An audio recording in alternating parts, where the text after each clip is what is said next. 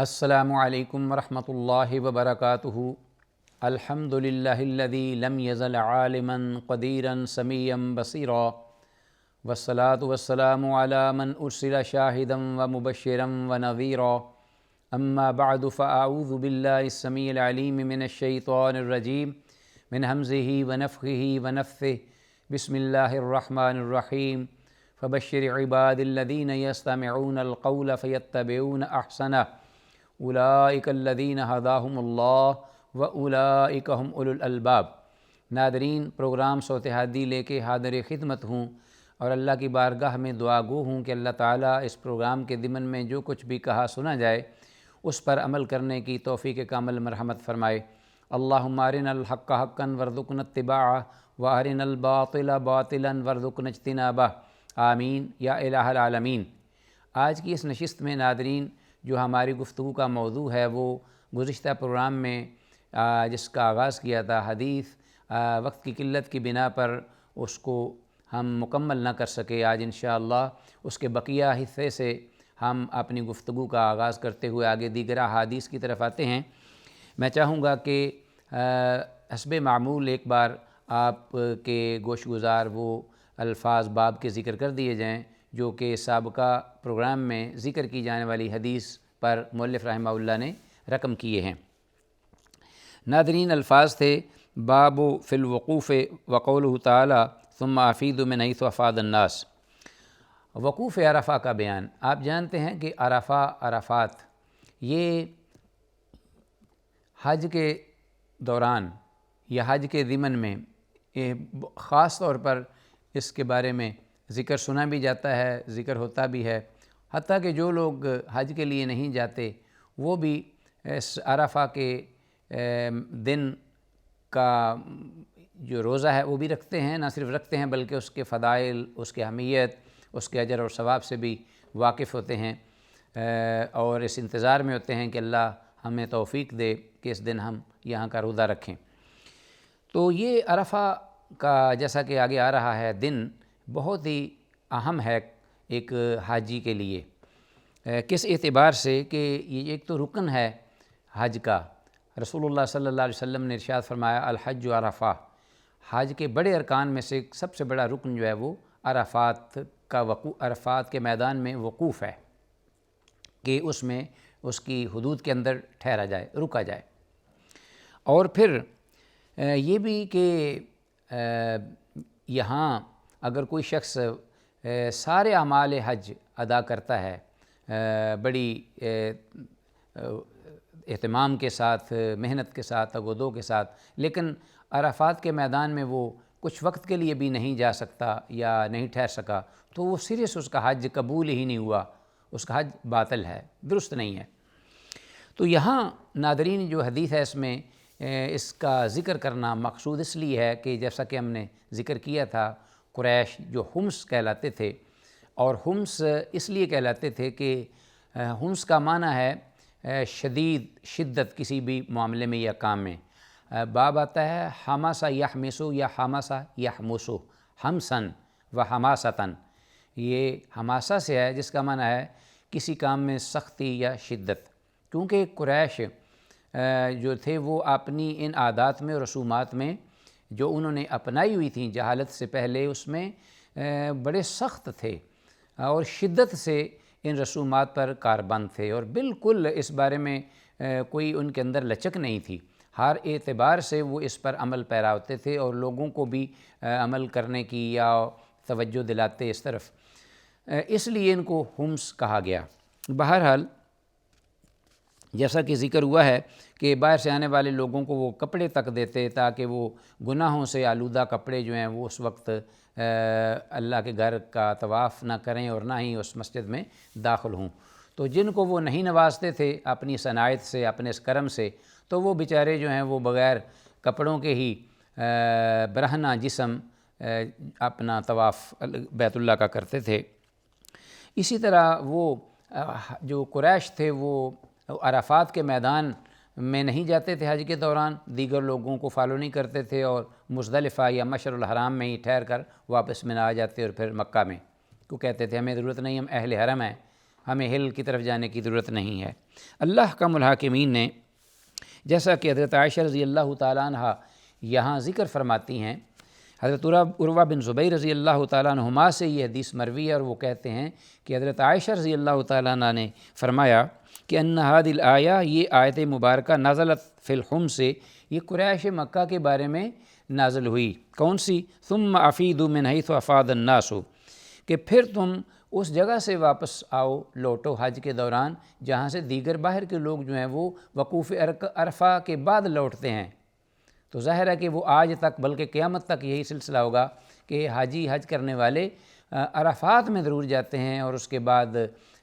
جو غروب شمس تک وہاں ٹھہرنا ہوتا ہے۔ غروب شمس کے بعد پھر وہ نکلتے ہیں وہاں سے، اور ان کا رخ مزدلفہ مشعر الحرام کی جانب ہوتا ہے تاکہ وہاں جا کر رات گزار سکیں۔ تو قال، راوی کہتے ہیں، کانوا یفیدون من جمع فدفعوا الی عرفات، تو یہ لوگ جو ہیں قریش چونکہ عرفات نہیں جاتے تھے، آیت مبارکہ اتار کر اللہ احکم الحاکمین نے اپنے پیغمبر صلی اللہ علیہ وسلم کے ذریعے انہیں تعلیم دی کہ اگر تم حج پورا کرنا چاہتے ہو تو اللہ کے اس حکم کی آپ کو پیروی کرنا ہوگی کہ وہ کیا کہ عرفات کے میدان سے دیگر لوگوں کی طرح وقوف کرنے کے بعد آپ مزدلفہ کی طرف آئیں۔ یہ حدیث جو ہے یہاں تک تھی، جس کو امام بخاری رحمہ اللہ نے کتاب الحج باب الوقوف بعرفہ اس میں ذکر کیا ہے، اور اس بات کی نشاندہی کی ہے کہ وقوف عرفہ جو ہے یہ حج کا رکن ہے، اور یہ اس کا ثبوت ہے اس بات کا کہ اس کے بغیر حج ممکن نہیں ہے۔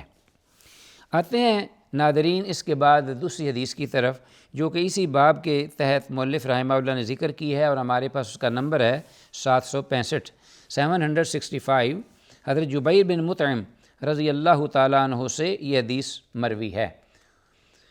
تو کہتے ہیں کہ اضللت بعیرا لی، جاہلیت میں میرا ایک اونٹ تھا جو کہ گم ہو گیا،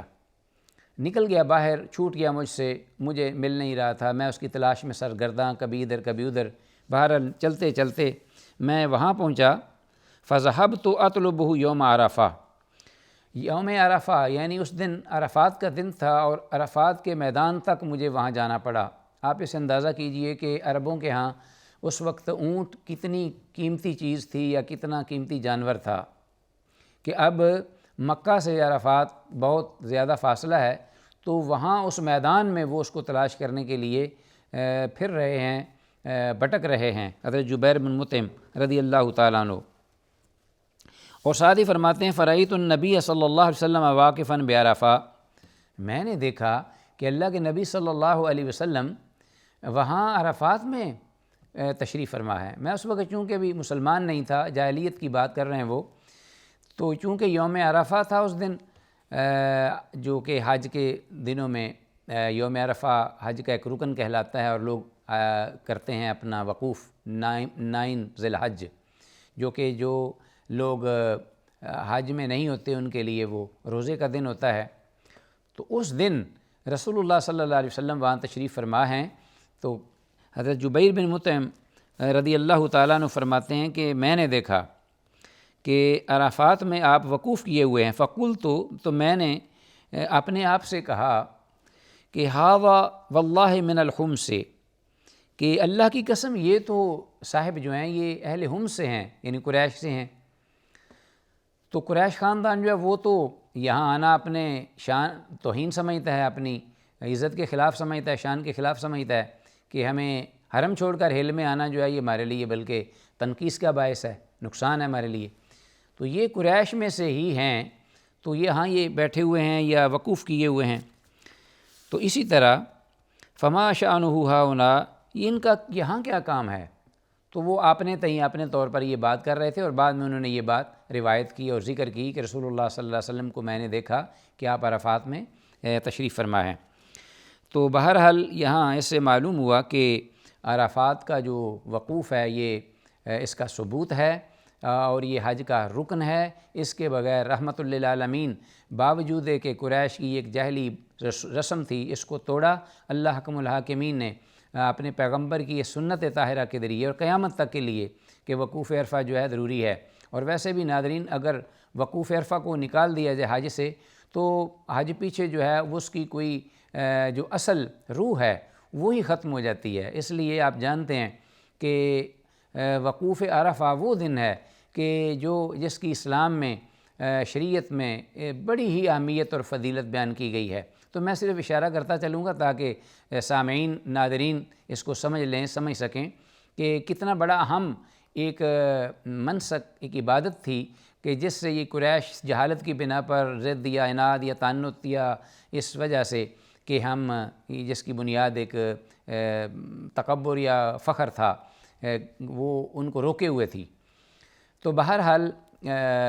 رسول اللہ صلی اللہ علیہ وسلم کا ارشاد گرامی، جیسے حضرت عائشہ رضی اللہ عنہ کی معروف حدیث ہے کہ آپ نے فرمایا کہ یوم عرفہ وہ دن ہے کہ جس دن اللہ احکم الحاکمین اپنے آنے والے جو مہمان ہیں عرفات کے میدان میں چاروں اطراف و اکناف سے دنیا کے، وہ آتے ہیں، جمع ہوتے ہیں، اللہ کی بارگاہ میں گریہ زاری کے لیے، مغفرت طلب کرتے ہیں، گناہوں کی معافی کے لیے۔ تو اللہ اپنے فرشتوں یباہی الملائکۃ بہم، بڑے ان کے قریب ہو جاتا ہے اور فرشتوں کے سامنے فخر کرتا ہے کہ اے میرے فرشتوں دیکھو یہ میرے بندے یہ کس مقصد کے لیے یہاں جمع ہوئے ہیں۔ ظاہرہ مقصد کیا ہے؟ استغفار، گناہوں کی معافی۔ تو پھر اللہ جب اس طرح متوجہ ہوتے ہیں اور فخر کرتے ہیں تو اپنے ان مہمانوں کو کیوں نہیں نوازیں گے؟ تو فرمایا کہ وہ دن جو عرفات کا ہے یہ ایسا دن ہے کہ پورے سال میں کوئی بھی ایسا دن نہیں کہ اس قدر یا اتنی تعداد میں اللہ احکم الحاکمین اپنے گناہ گار بندوں کو آتش جہنم سے آزاد نہ کرتے ہوں۔ اتنی زیادہ تعداد میں کسی اور دن میں جہنم سے آزادی نہیں ہوتی۔ تو اس اعتبار سے رسول اللہ صلی اللہ علیہ وسلم نے ہمیں وہاں ذکر بھی کیا اس بات کا، بلکہ حضرت سنن نسائی میں حضرت اسامہ بن زید رضی اللہ تعالیٰ عنہما کی یہ حدیث بھی مذکور ہے کہ وہ فرماتے ہیں کہ کنت ردیف النبی صلی اللہ علیہ وسلم بعرفہ، میں اللہ کے رسول صلی اللہ علیہ وسلم کی جانور جو کہ آپ کی اونٹنی تھی، غالباً آپ اس پہ تشریف فرما تھے، تو میں پیچھے آپ کے بیٹھا ہوا تھا۔ تو عرفات میں آپ اس گریہ زاری سے دعا کر رہے تھے کہ دعا کرتے کرتے آپ جھکتے چلے گئے، یہاں تک کہ آپ کی جو ہاتھ سے چونکہ جو سواری تھی اس کی نکیل چھوٹ گئی۔ جب نکیل چھوٹ گئی تو آپ نے اپنے ہاتھوں کو، ایک ہاتھ کو اٹھائے رکھا اللہ کی بارگاہ میں اور دوسرے ہاتھ سے جھک کر اس نکیل کو پکڑا تاکہ سواری جو ہے وہ ہاتھ سے نہ نکل جائے۔ تو رسول اللہ صلی اللہ علیہ وسلم نے اس حالت میں بھی کہ کہیں سواری نہ نکل جائے یا نکیل چھوٹ گئی ہے، آپ اپنے رب کی طرف سے غافل نہیں ہوئے۔ ایک لمحہ کے لیے بھی آپ نے اپنی توجہ اللہ کی بارگاہ میں رکھی، آپ نے ہاتھ کو، دست مبارک کو اٹھائے رکھا۔ اس سے ناظرین یہ بھی ایک ہمیں رہنمائی ملتی ہے کہ دعا جو ہے وہ خاص موقعوں پہ ہاتھ اٹھا کر منگنا یہ مسنون ہے۔ جتنے دعا کے لیے ہاتھ اٹھیں اللہ کی طرف، اللہ کی بارگاہ کی طرف، تو دعا سنت عمل ہے اس طریقے سے۔ ویسے دعا جو ہے وہ کسی بھی کیفیت میں کی جا سکتی ہے، انسان کھڑا ہو یا بیٹھا ہو یا چل پھر رہا ہو، سجدے میں ہو یا سواری پر ہو، تو دعا اللہ کی بارگاہ میں یہ ایک عبادت ہے۔ یہ دعا جو ہے یہ اس کے اپنا ایک مومن کا ہتھیار بھی ہے، اس اعتبار سے کہ اللہ احکم الحاکمین اس عبادت پر اس کو اجر ثواب بھی دیتے ہیں اور وہ پکار اس کی سن کر اس کو وہ عطا بھی کرتے ہیں۔ تو بہرحال عرفہ کے میدان یا اس میں وقوف کے بارے میں بہت سے مسائل ہیں، انشاءاللہ آگے بھی کچھ ذکر کریں گے۔ سر دست ایک میرے ذہن میں وہ دعا آئی ہے جو رسول اللہ صلی اللہ علیہ وسلم نے عرفات کے دن کے بارے میں کہا ہے کہ اور بہترین کلمات کہ جو میں نے اور مجھ سے پہلے انبیاء نے کہے وہ ہے لا الہ الا اللہ وحدہ لا شریک لہ لہ الملک و لہ الحمد وہو علی کل شیء قدیر۔ تو رسول اللہ صلی اللہ علیہ وسلم یہ دعا فرماتے عرفہ کے میدان میں اور یہ پڑھتے، اور ہمیں بھی مسنون دعائیں اور دیگر دعائیں جو ہیں وہ بھی پڑھنی چاہیے۔ اب ناظرین آتے ہیں اپنی اس ہی نشست میں دوسری حدیث کی طرف۔ وہ حدیث ہے 766 جس میں مؤلف رحمہ اللہ نے ایک اور باب ذکر کیا ہے۔ باب کے الفاظ میں آپ کی گوش گزار کرتا چلتا ہوں، جس میں یہ ذکر ہے کہ باب فی نسخ التحلل من الاحرام والامر بالتمام، کہ احرام باندھتے وقت جو تلبیہ کہا جائے یا جو تلبیہ پکارا جائے اس کو پورا کیا جائے۔ تو اصل تو یہی ہے کہ انسان حج کے وقت، عمرے کے وقت، احرام باندھتے وقت جو تلبیہ پکارتا ہے یا جو نیت کرتا ہے اور اس نیت کرتے ہوئے پھر اپنی اس تلبیے کے ساتھ مکہ کی جانب اپنا رخت سفر باندھتا ہے یا رخ کرتا ہے اور یہاں تک کہ اللہ کے گھر میں وہ پہنچتا ہے، تو اس کو وہ پورا کرے آخر تک، درمیان میں اس کو منقطع نہ کرے، نہ اس میں کوئی تغیر و تبدل کرے۔ اصل تو یہی بات ہے۔ اور اس سلسلے میں باقی استثنائی صورت جیسا کہ ہم نے پہلے ذکر کیا اور اس حدیث میں بھی آگے آ رہا ہے، وہ بھی ہم انشاءاللہ ذکر کرتے ہیں، چونکہ مؤلف رحمہ اللہ ایک ہی موضوع کی احادیث کو مختلف انداز سے پیش کر رہے ہیں تاکہ اس کے جملہ جو پہلو ہیں وہ سامنے آ جائیں، اور کوئی احادیث کے اندر رہنمائی ہے جو ایک حدیث میں ہے یا دوسری میں نہیں ہوتی تو اس کا بھی فائدہ حاصل ہو۔ حدیث نمبر 766 ہے حضرت ابو موسیٰ اشعری رضی اللہ تعالیٰ عنہ سے مروی، قال، کہتے ہیں قدمت الی رسول اللہ صلی اللہ علیہ وسلم وہو بالبطحاء، کہ میں رسول اللہ صلی اللہ علیہ وسلم کی خدمت اقدس میں حاضر ہوا اس وقت حج کے دنوں میں، جب کہ آپ ابھی بطحاء میں وادی میں تھے جو مکہ کے قریب ایک جگہ ہے، وہاں آپ ابھی تشریف فرما تھے کہ میں وہاں پہنچ گیا۔ یہ ذہن میں رہے کہ حضرت ابو موسیٰ اشعری رضی اللہ تعالیٰ عنہ یمن سے آ رہے تھے رسول اللہ صلی اللہ علیہ وسلم کے پاس، اور پیغمبر پاک صلی اللہ علیہ وسلم کے حکم سے آپ وہاں گئے تھے۔ تو واپسی جب ہوئی تو آپ صلی اللہ علیہ وسلم نے پوچھا، احججتا؟ قلت نعم، کہ کیا تو نے اے ابو موسیٰ حج کی نیت کی ہے اور یہاں آیا ہے اس وقت؟ تو کہتے ہیں کہ میں نے کہا کہ ہاں اللہ کے رسول صلی اللہ علیہ وسلم، میں اسی نیت اور ارادے سے یہاں آیا ہوں۔ قال بما احللتا، تو پھر آپ صلی اللہ علیہ وسلم نے پوچھا کہ آپ آئے ہیں یہاں تو کس نیت سے آپ آئے ہیں؟ مطلب یہ کہ کس طرح کی نیت آپ نے کی ہے، حج کی نیت کی ہے، عمرے کی، یا حج میں سے کس حج کا احرام باندھا ہے، جو کہ 3 اقسام ہم نے بیان کی ہیں، حج تمتع ہے، قران ہے یا مفرد ہے۔